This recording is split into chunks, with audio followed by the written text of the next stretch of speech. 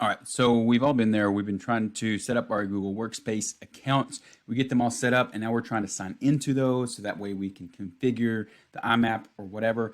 But we get hit with this dreaded message. It looks like someone else is trying to access your Google account. So Google essentially does not let you in.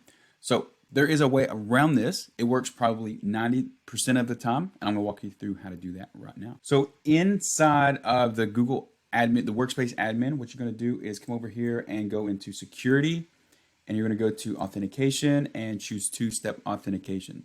You're gonna see the main organizational unit right here.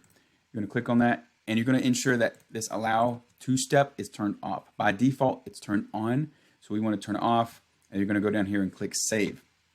And the next thing you're gonna do, this is for additional non-security, is you're gonna go to your directory, you're gonna go to organizational units, and you're going to create a new organizational unit, and we're just going to call this non-2FA. Create, perfect. And now you're going to go to your users and select all of the users, and you're going to change organizational unit, and you're going to change it to the one you just created, which is non-2FA.